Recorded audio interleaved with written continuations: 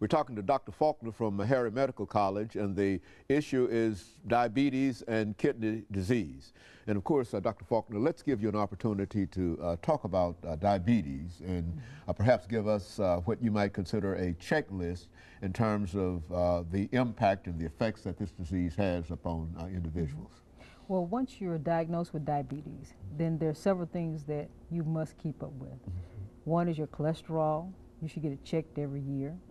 Another is your eye exam. You should get that checked every year as well.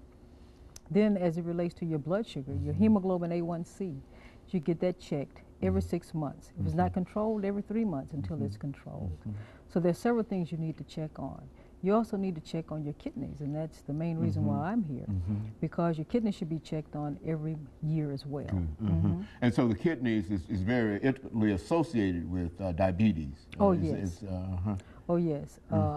Diabetes affects every organ in your body, your brain, your heart, your kidneys. It just affects just about every organ in your body. If you don't check your diabetes and it gets out of control, then you start to lose protein in your urine. And once you start to lose protein in your urine, after about a 10-year period, you could end up on the dialysis machine or kidney machine. And talk about the kidney machine or dialysis. What's the process in reference to that? Well, dialysis is a form of renal replacement therapy. Renal means kidney. So it's a form of therapy that we can use to substitute your kidney. Of course, it is not 100% like a human kidney, but it maintains your lifespan, and it gives you an opportunity to wait on a kidney transplant. Now, I understand that this is a very, very expensive proposition, these dialysis and whatever. Talk about that as a cost that might be associated with kidney disease. Oh yes, dialysis is very expensive. It can cost from $35,000 to $50,000 a year per patient. And there are about 450,000 patients on dialysis across the United States, so it is a big part of what the government spends to take care of a patient who has kidney disease. And anything that could be done in order to decrease the number of individuals who might be impacted by this disease will help not only individuals, but will help the national government and help governments as well. Oh yes, oh yes. Anything that can be done. First of all, if you have diabetic kidney disease, what you need to do is make sure your blood pressure is controlled. Make sure your blood sugar stays under control. Make sure your lipids or your cholesterol stays under control. Those things can help you decrease your progression of kidney disease and increase your lifespan as well. And so it's really an individual decision that can make all the difference in the world in terms of how they might be able to respond to the treatment. Is that it? Oh yes. Oh yes. The better you respond to the treatment, the fewer doctor visits you have, the decrease in the cost of your care. It is amazing what can be done if the patient works along with the doctor to help treat the diabetes. Well, what have you found in terms of dealing with patients to be some of the real reasons that people don't do what they're supposed to do as patients? I know that, you know, you see people every day and you've told them to do this or do that, and et cetera, but yet still they're not doing what they're supposed to do. What are some of the reasons that they give to you in reference to that? Well, you know, a lot of the medications are expensive, and a lot of patients don't have insurance. And so that impacts what the patient does. Sometimes the patients don't understand exactly what the doctor is telling them, and they need more educational information about their diabetes. A lot of times the patients might not take you as seriously as you would like them for them to take you when you're talking about monitoring their blood sugar. You know, patients with diabetes have to monitor blood sugar as many times during the day to make sure that it stays under control.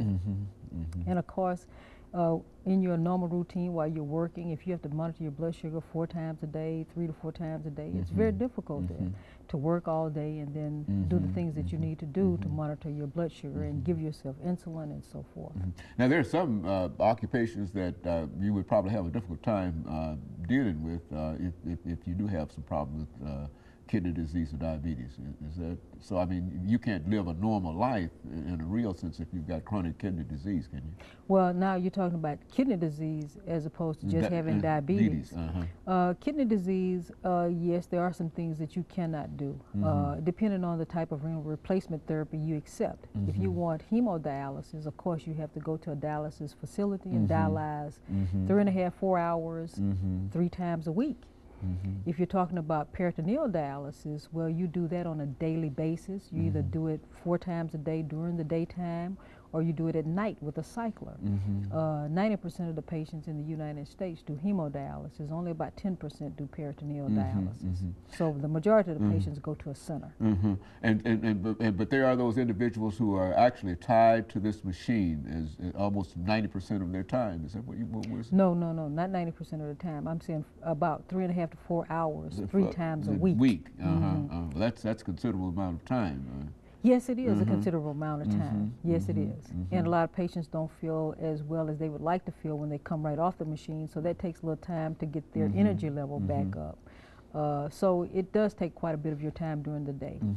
Well, now, is there some kind of preventive thing that you could say to people who might later on fall into a situation where they have to come to a center or wherever 3 times a week, 4 hours at a time, and et cetera? What can you say to people who might be going down that road? I mean, you certainly, you know, by dealing with them, you can see the progression that this disease is having on them. What can you say to them to make them understand that unless they do check their situation, that that will be the ultimate outcome? Well, one thing is that monitor your blood pressure. Make sure your blood pressure stays normal. Diabetics have to have a normal blood pressure. 120/75 is the optimal blood pressure for them. Make sure the blood sugar stays under control. Make sure the cholesterol is under control. Those things will certainly help to decrease the progression of kidney disease. Now, there are some medications that we use, angiotensin receptor blockers, angiotensin 2 receptor blockers. We use those to help decrease the impact of diabetes on the kidney.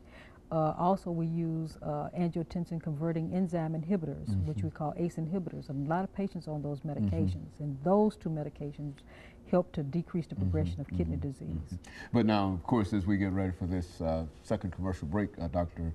Faulkner, it can be said that if individuals do have these problems and they can't get the medication, then it's almost impossible to deal with the real problem without the medication. Would that be correct? Well, the medications are very cheap, so now you may be able to deal with it a little better than when they first came out. Very good. And of course, we'll be back with our audience following this very, very short commercial break.